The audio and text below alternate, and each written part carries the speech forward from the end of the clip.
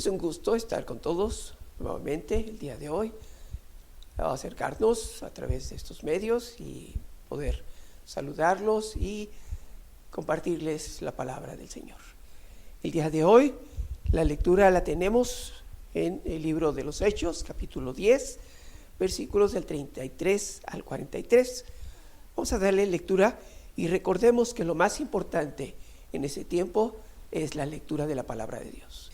Pedro tomó la palabra y dijo: ahora comprendo que en realidad para Dios no hay favoritismos, sino que en toda nación Él ve con agrado a los que le temen y actúan con justicia.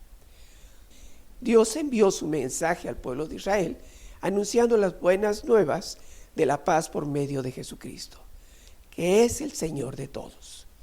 Ustedes conocen este mensaje que se difundió por toda Judea, comenzando desde Galilea, después del bautismo que predicó Juan.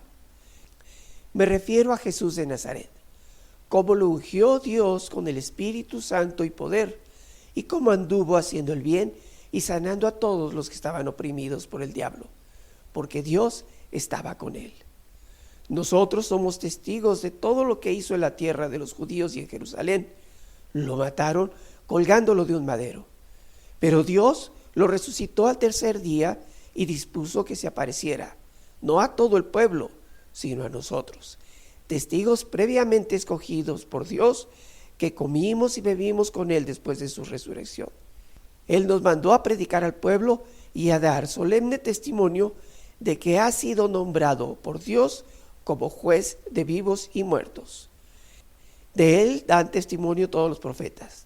Todo el que cree en Él recibe, por medio de su nombre, el perdón de los pecados.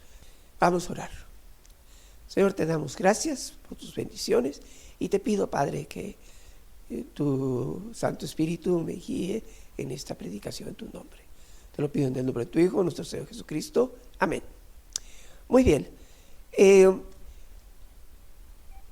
¿Cuáles son los platillos jaliscienses que más te gustan? Yo te puedo decir de algunos y a ver si coincides conmigo. El pozole, la birria, las tortas ahogadas, es más, los taquitos de la esquina. Pero, ¿qué crees? Te tengo unas malas noticias. La mayoría de este tipo de comida estaba prohibido en el Antiguo Testamento, que eran alimento impuro para el pueblo judío. Muy bien, pues vamos a ver qué es lo que nos dice la palabra del Señor en este pasaje. Este pasaje lo tenemos a partir del capítulo 10. Les voy a recomendar que lean el capítulo 8 y capítulo 9, también para entrar en contexto en este capítulo. Lucas nos narra la historia de un centurión llamado Cornelio. Un centurión era un líder militar. Originalmente era encargado de 100 soldados, pero con el tiempo era ya un grupo más grande. En este lugar donde él estaba, que era Cesarea, era una fortaleza romana, y ese centurión estaba a cargo de esta fortaleza. Entonces podemos ver que el centurión Cornelio era una persona muy importante y de mucho poder en esta zona. Vamos a entender el contexto de este pasaje y vamos a hacer una paráfrasis de los primeros versículos del capítulo 10. Primeramente, Lucas nos narra la historia de un centurión llamado Cornelio. Este era un romano de mucha autoridad. Él estaba encargado de una cantidad muy importante de soldados y estaba cuidando las posesiones del Imperio Romano en esta zona de todo el imperio. Él vivía con su familia en esta región de Cesarea. Ellos, nos narra la palabra de Dios, eran devotos y temerosos de Dios. Y podemos notar cómo el pueblo de Dios se había extendido desde los tiempos del exilio por todo el mundo conocido en ese tiempo. Entonces había mucha gente que había escuchado hablar de Dios, del Dios de los judíos. Pero muchos de ellos desconocían quién era Jesucristo. Es importante mencionar los grandes acontecimientos que surgieron en los capítulos anteriores. Por ejemplo, en el capítulo 8 leemos que Felipe, después de haber bautizado al etíope, él fue llevado, dice la palabra, en espíritu a la ciudad de Cesarea.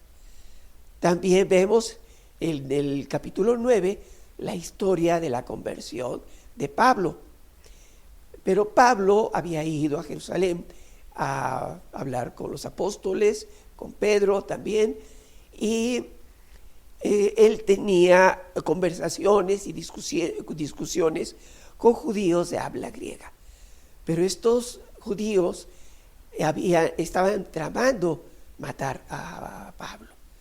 Entonces los hermanos lo llevaron a la ciudad de Cesarea para su protección.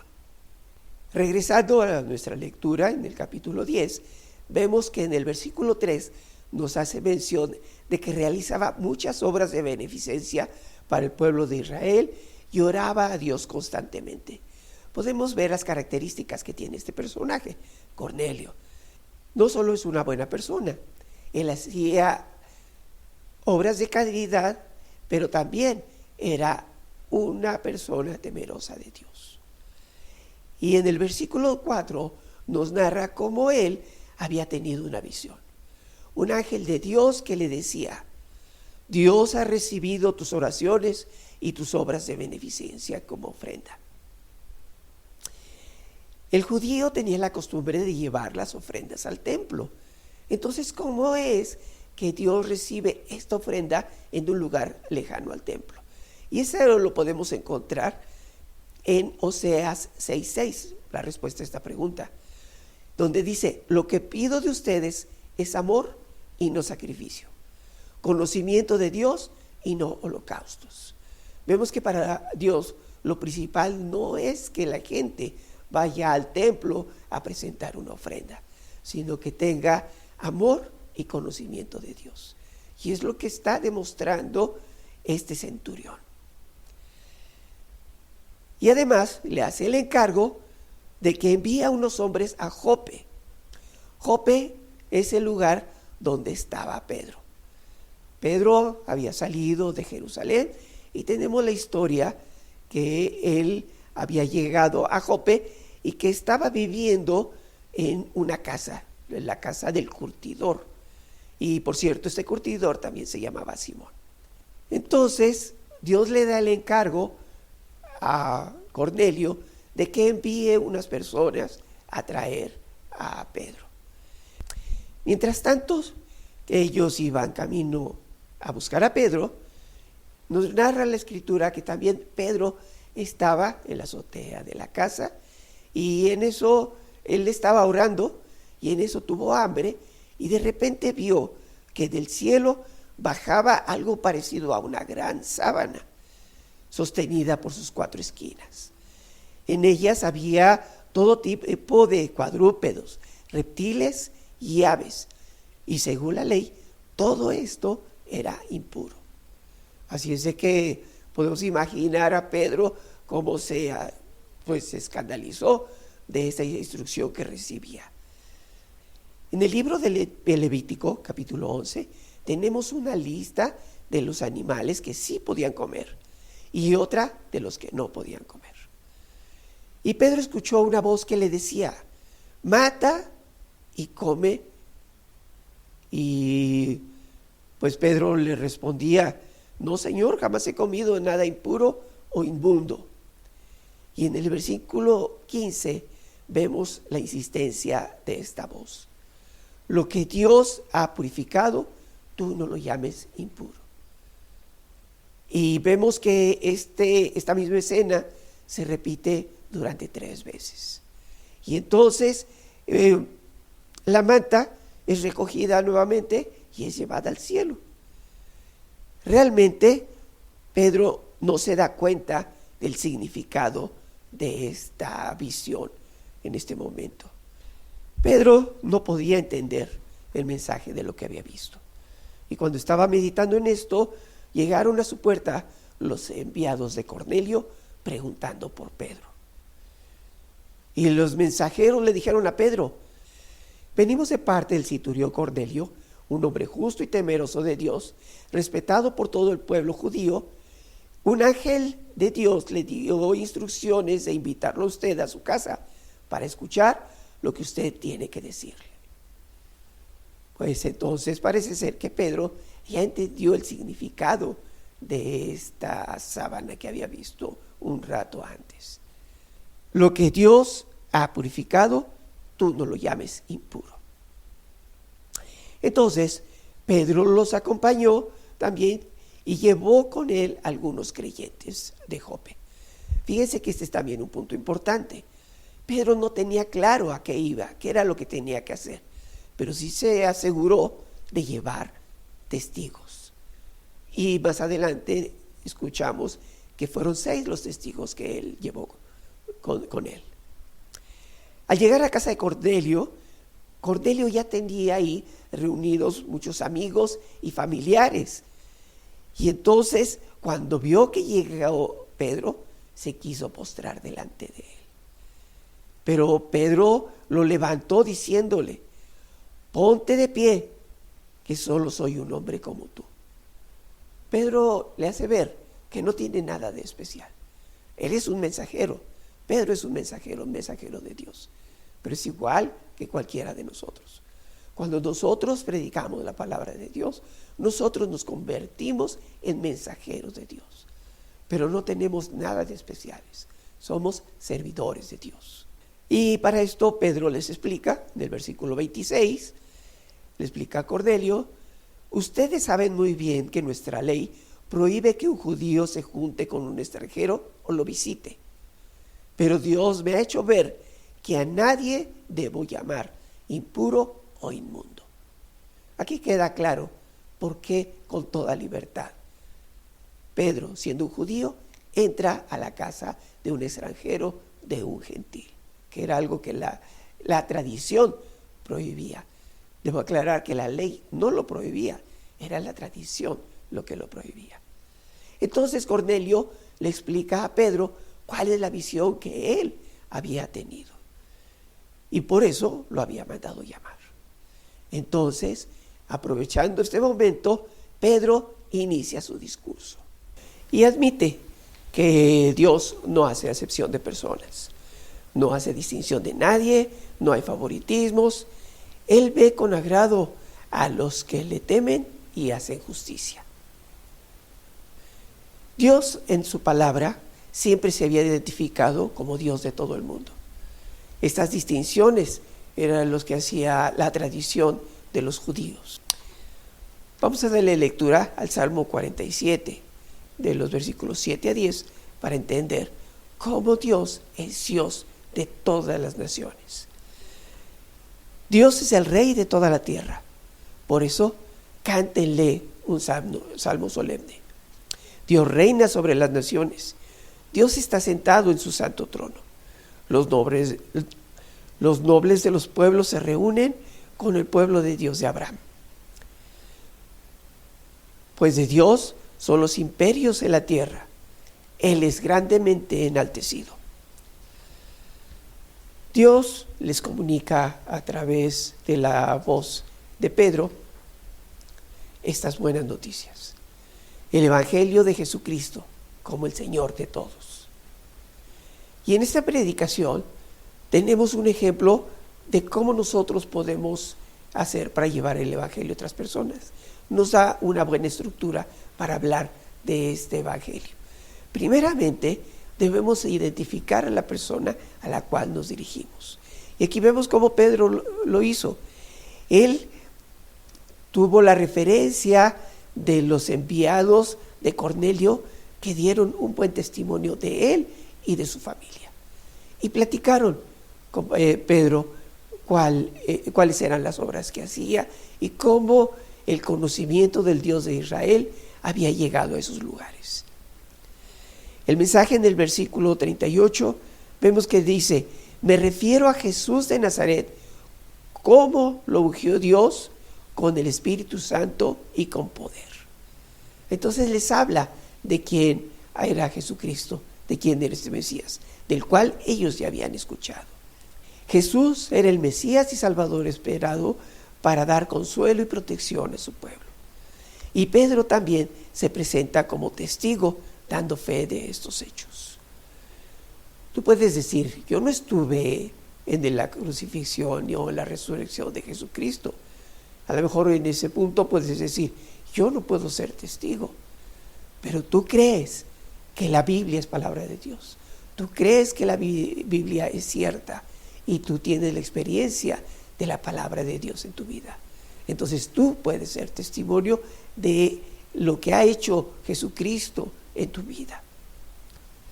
A pesar de todas las pruebas contundentes de que Dios estaba en Jesucristo, lo habían matado. En el versículo 40 leemos, pero Dios lo resucitó al tercer día. Probablemente tú puedes decir, yo no estuve en esa resurrección, yo no estuve en ese sacrificio, yo no puedo ser testigo de eso. Pero tú tienes la Biblia, la seguridad de que esa es palabra de Dios, que es viva, que es verdadera, y tienes la experiencia de la palabra de Dios en tu vida. Entonces tú también puedes ser testigo de Dios a través de estas lecturas. Y también les explica que había muchos que no creían. Entonces él no se les había presentado a todos, él solamente se le presentó a los que creían en él, a sus discípulos y a sus seguidores. Y Pedro es testigo en este momento porque él había estado bebiendo, comiendo, conversando con Jesucristo y vio su ascensión a los cielos. Él les había dado la comisión de predicar al pueblo que Jesucristo había sido nombrado por Dios como juez de vivos y muertos. Estas palabras concuerdan con lo dicho por los profetas en el sentido de que el Mesías sería la fuente de perdón para todos los que creen en él. Pedro les dio la esencia de las buenas noticias de salvación para todos, tanto judíos como gentiles o extranjeros. Pedro, inspirado por Dios, reconoce que todo el que cree en él recibe por medio de su nombre el perdón de los pecados. Y vemos que mientras él estaba hablando, estaba predicando, el Espíritu Santo descendió sobre todos los que escuchaban el mensaje. Todos los que habían acompañado a Pedro se asombraron de que estaban viendo esto. Como el Espíritu de Dios estaba descendiendo sobre todos ellos de la misma manera que había sucedido en Pentecostés, en Jerusalén. Pues lo oían hablar en lenguas y alabar a Dios. Debemos reconocer que estos fenómenos de hablar en lenguas, solamente tenemos estas dos experiencias. En el Pentecostés en Jerusalén y en este que les llaman también el Pentecostés de los gentiles. Pedro estaba maravillado de que Dios aceptara a los gentiles sin hacer ninguna diferencia. No podía negar la evidencia de que él estaba detrás de todas estas obras. Así que todos ellos fueron bautizados, y hay que hacer notar que fueron bautizados sin haberlos circuncidado, que es lo que la ley exigía. Y esto vamos a ver en la próxima predicación, que le trajo algunos problemas a Pedro. Aquí vemos cómo los apóstoles empiezan a llevar estas buenas noticias hacia los gentiles, hacia los extranjeros. Vemos el inicio de la predicación de los apóstoles hacia los extranjeros. Cómo empieza a transmitirse el evangelio por todas esas regiones, por todo ese mundo conocido. Y vemos que esas buenas noticias llegan hasta nosotros. Nosotros no necesitamos ser judíos para poder recibir el evangelio, para recibir estas noticias, para ser aceptados por nuestro Señor. Como conclusión tenemos, ¿quiénes son los que pueden ser salvos? ¿A quiénes se les puede llevar el Evangelio? Nosotros sabemos que es una tarea que Dios nos ha dejado a todos. Pero quiero hacer notar algo importante que le dijo Jesús a Marta cuando había muerto Lázaro. Y esto lo encontramos en el versículo 26, que Jesús le dice: yo soy la resurrección y la vida. El que cree en mí vivirá aunque muera, y el que vive y cree en mí no morirá jamás. ¿Tú tienes esa seguridad? ¿Tú tienes esa seguridad de que tienes vida eterna en Jesucristo? Si es así, doy gracias a Dios por tu vida. Y te invito a que sigas estudiando la palabra de Dios en la Biblia, que compartas estas buenas noticias con otras personas. Pero si no es así y tienes alguna inquietud, te invito a que te acerques al pastor o a alguno de los ancianos para resolver estas dudas. Vamos a orar. Señor Padre nuestro que estás en los cielos, santificado sea tu nombre. Señor, te damos gracias por este tiempo en el que podemos estudiar tu palabra, que podemos ver el mensaje que tú tienes para cada uno de nosotros, este mensaje de salvación que nos alcanza a través de la distancia y del tiempo, Señor. Y Padre, nos ponemos en tus manos para que tú nos dirijas y nos lleves adelante en la tarea que tenemos cada uno pendiente. Te damos gracias por tus bendiciones, en el nombre de tu Hijo, nuestro Señor Jesucristo. Amén. Muy bien, para despedirnos, vamos a darle lectura a la bendición sacerdotal que tenemos en el libro de Números, capítulo 6, versículos del 24 al 26. La palabra del Señor dice así: el Señor te bendiga y te guarde. El Señor te mire con agrado y te extienda su amor. El Señor te muestre su favor y te concede la paz. Muy bien, pues que Dios les bendiga y espero que en poco tiempo podamos ya reunirnos y estrecharnos la mano, darnos un abrazo y poder platicar de una forma más cercana. Que Dios les bendiga.